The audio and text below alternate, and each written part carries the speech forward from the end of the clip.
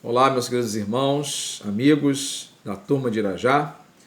Recebi também a incumbência através do nosso amigo e líder do grupo Júnior para tratar dos capítulos 17 e 18 de Juízes. Vamos lá. A partir do capítulo 17 e vai até o final do livro, trata-se de um apêndice ao livro de Juízes, porque não segue uma sequência cronológica.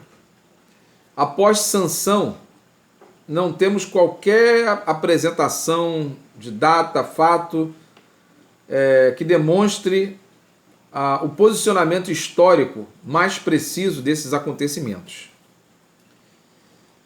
Observamos que, a partir do capítulo 17, é um tempo difícil, um tempo de escuridão espiritual, um tempo caótico, porque diz o texto bíblico que não havia juiz nem rei em Israel. Lá no verso 6 do capítulo 17 diz assim: naquela época não havia rei em Israel, cada um fazia o que lhe parecia certo.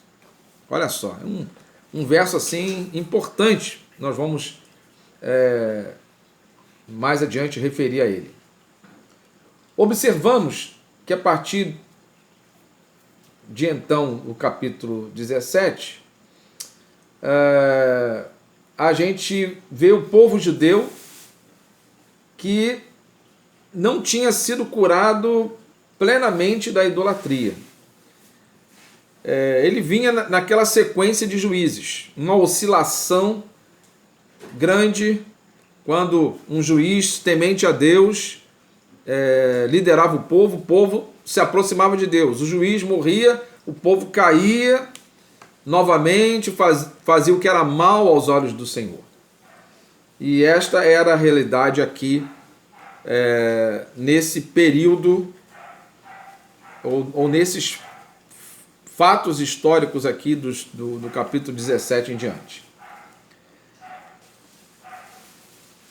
A tribo de Efraim, ela aparece mais uma vez aqui no cenário histórico de Israel, e mais uma vez uma forma ruim, uma forma negativa. Diz o texto que havia um homem lá na tribo de Efraim, que ele se chamava Mica, e havia roubado de sua mãe 1.100 moedas de prata. E devido a sua mãe proferir maldições, conforme está lá no verso 2, porque ela havia sido roubada da sua prata, esse filho resolve devolver à sua mãe as 1.100 moedas de prata, e ela então separa 200 moedas, entrega ao ourives para que ele fizesse uma imagem e um ídolo. E, tendo feito esses ídolos do lar, ou essas imagens, entregou a Mica para que ele as colocasse no seu santuário. Está lá no verso 5, né? Ele tinha um santuário, ou mais literalmente no hebraico, casa de deuses. Casa de deuses. Ele tinha casa de deuses. A mãe de Mica, juntamente com o seu filho, estavam muito longe de praticar as coisas que agradavam a Deus, praticar a religião de Israel, porque eles tinham essa banda, né, uma banda muito, muito grande para a idolatria, ou para os ídolos do lar, né? Como nos fala lá no verso 5, né? Ídolos da família. Eles fizeram também uma estola sacerdotal, sendo que nem Mica e nem sua mãe eram sacerdotes. Estola é um colete, né, sacerdotal. E eles queriam, na verdade, viver uma religião independente, uma religião supersticiosa, um sincretismo da religião judaica e a religião dos povos pagãos, dos povos cananeus daquela época. É incompatível misturar o culto a Yahvé com outros cultos, com outros deuses, que na verdade não eram nada esses deuses, né? Conhecemos bem lá o texto em Êxodo, no capítulo 20, que fala que não adorarás outros deuses, não farás imagens de escultura. Êxodo capítulo 20. E aqui vemos a retratação espiritual dos judeus nesse período obscuro, a prostituição espiritual, porque, como diz o verso 6, cada um fazia o que lhe parecia certo. Hoje muitos também querem fazer a sua própria religião, seus próprios rituais religiosos e praticarem a sua religião particular. Isto até no meio evangélico, né? A gente constata isso. Mas nós não devemos fazer o que nos parece certo, ao nosso bel prazer, segundo as nossas conceituações humanas. Pelo contrário, nós devemos buscar sim fazer o que nos ensina, o que nos instrui a palavra do Senhor. Doe o que doer. E a palavra de Deus já também nos ensina, lá no Novo Testamento, em 2 Pedro, capítulo 1, verso 20, diz assim: sabendo primeiramente isto, que nenhuma profecia da Escritura é de particular interpretação, porque a profecia nunca foi produzida por vontade de homem algum, mas os homens santos de Deus falaram inspirados pelo Espírito Santo. O capítulo 17 continua com a figura agora de um jovem levita, diz o texto, vinha da cidade de Belém, da tribo de Judá, lá no verso 7. E nos diz ali que ele procurava também um lugar para morar. Verso 9 nos fala ali sobre isso, né? Procurava um lugar para morar, uma situação aí já estranha, né? E chega à casa de Mica, e Mica, idólatra, né, com sua mãe, logo faz um convite a ele, para que ele ficasse e tornasse seu pai e sacerdote, está lá no verso 10, né? E diz lá para o jovem levita: te darei 10 moedas de prata por ano, roupas e sustento. E diz a palavra que o levita aceitou ficar na casa de Mica, que também o consagrou aos seus deuses. Está lá, né, no verso 11. E o levita aceitou essa consagração espúria de alguém que não era sacerdote, não praticava a religião de Israel. E diz ali no verso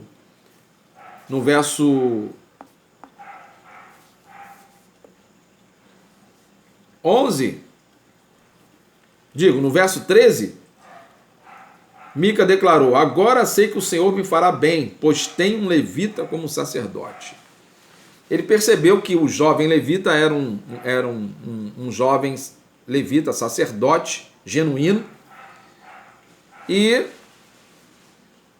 achando que ele poderia agradar a Deus dessa maneira. Esse levita que veio de Belém, na verdade, ele tinha 48 cidades, como os levitas e sacerdotes, conforme a orientação de Moisés, lá em Números, e também em Josué, Números 35 e Josué capítulo 21, por que será que ele saiu a procurar um novo lugar para morar? Talvez ele estivesse gostando mais de ficar fora da casa dos seus pais. Ele estivesse entediado por viver tendo que obedecer à palavra de Deus, aos mandamentos de Yahvé. Ou ele queria experimentar coisas novas, como o filho pródigo, ficar longe da sua casa, da sua família. E certamente ele não estava cultuando a Deus com integridade. Isso se dá comprovadamente o fato dele ter aceito ter ficado lá na casa de Mica, ter sido consagrado por Mica, né, a sua casa de deuses. Então demonstra que esse jovem levita não vivia fielmente com o Senhor. Entramos no capítulo 18, que mostra agora aqui a tribo de Dan, a mesma tribo do último juiz Sansão, né? Por não terem recebido ainda a sua herança, não que Josué não tivesse dado ainda a herança para eles, porque está lá registrado em Josué 19, verso 47, que Josué tinha dado a porção de terra lá para os danitas. Mas esses danitas não tiveram competência para expulsar os amorreus da sua terra. E foram imprensados na parte montanhosa. Está lá em Josué, em Juízes, lá no capítulo 1, no verso 34.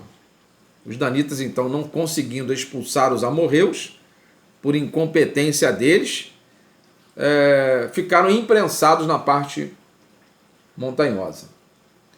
Então, cinco danitas são designados, 5 valentes, lá da região de Zorá e Estaol, a mesma região do último juiz Sansão, foram designados a espionar, reconhecer a terra, para que eles pudessem encontrar também uma terra maior, né? Ou terem uma extensão maior de terra. Então aqueles 5 valentes, eles saem a espiar a terra e, passando lá na casa de Mica, né, porque eles vão em direção a Efraim, né, vão em direção a Efraim, e chegam na casa de Mica, reconhecem a voz do levita e começam a interrogá-lo, né? Quem te trouxe para cá? O que você está fazendo aqui? Por que você está aqui? Está lá no verso 3 do capítulo 18, né? E aí o jovem levita diz para aqueles 5 danitas o que tinha acontecido, né? E eles perguntam para o jovem levita: consulta a Deus para que saibamos se a nossa viagem será bem sucedida. Verso 5. E o jovem responde para eles: ide em paz, a vossa viagem é do Senhor. Se ele falou corretamente ou não, não sei. Aqueles 5 homens partiram, chegaram à cidade de Laís, porque diz ali, eles sabiam, né, que era uma cidade despreocupada, uma cidade ligada aos sidônios, né? Era um povo próspero, diz lá no verso 7, não faltava nada naquela terra, e voltaram para os seus irmãos lá na tribo de Dan, em Zorá e Estaol. E ali lá eles deram um relatório, né, como eles examinaram a terra, e falaram que a terra era boa, né? A terra era muito boa, disseram lá no verso 9, e vão achar lá um povo despreocupado, a terra é muito espaçosa, e eles dizem ainda, no final do relatório deles, Deus entregou nas vossas mãos um lugar onde não falta nada do que há na terra. Agora, da tribo de Dan se levantam 600 homens, com armas de guerra, roubaram, foram em direção à região, né, lá da cidade de Laís, e pararam antes ali em Kiriat Jearim, entraram lá na casa de Mica, né? E entrando na casa de Mica, eles, na verdade, eles pegaram toda a parafernália de idolatria da casa de Mica. Diz lá no 17 que eles tomaram a imagem esculpida, colete sacerdotal, os ídolos da família, ídolo de metal, enquanto os 600 homens estavam à porta, né? Aqueles 5 valentes entraram e tomaram tudo isso lá da casa de Mica. E dali partiram, se foram, né?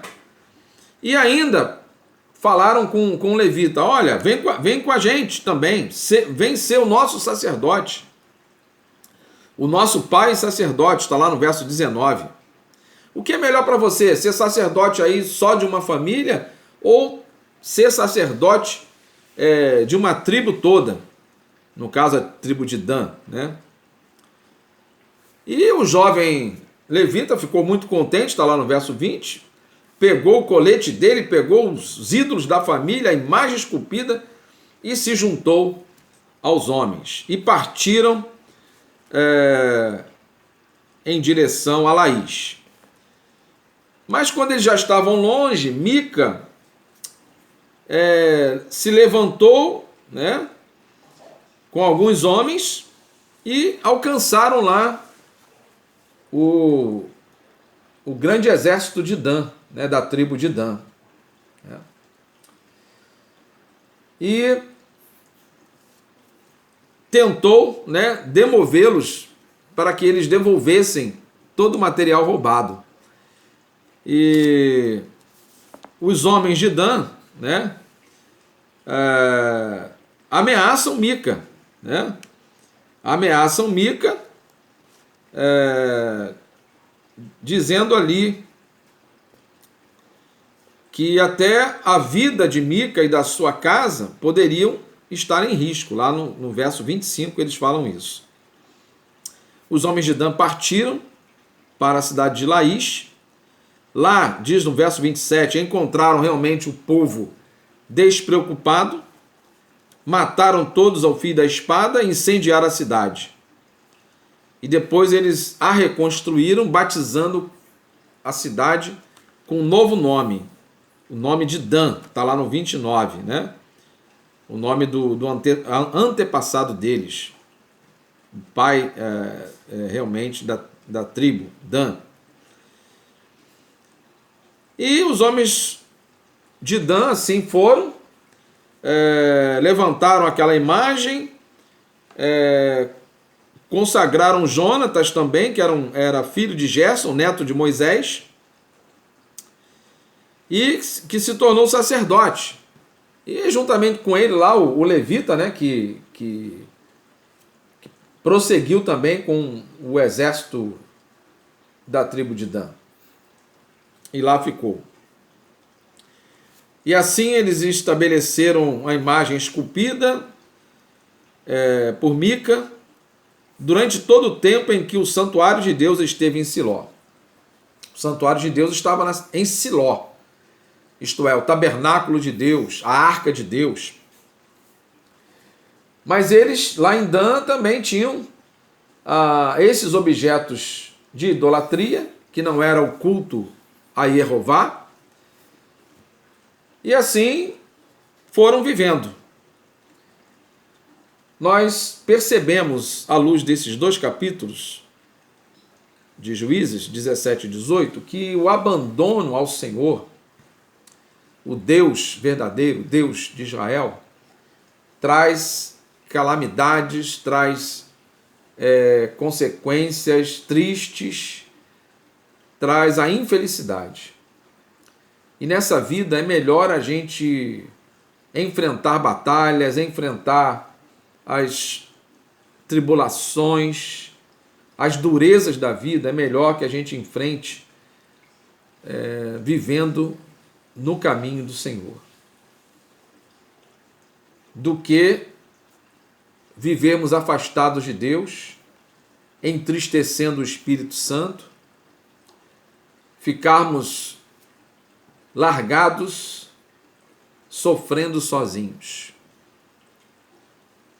Queridos, vale a pena nós servirmos a Deus fielmente e recusarmos tudo aquilo que o mundo e o diabo pode nos oferecer em vantagens, em facilidades, mas vale a pena nós ficarmos fiéis ao Senhor e assim vivermos com Ele por toda a nossa vida.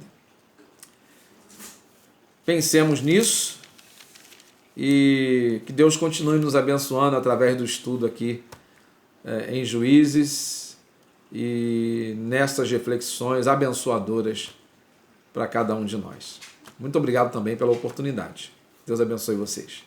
Amém.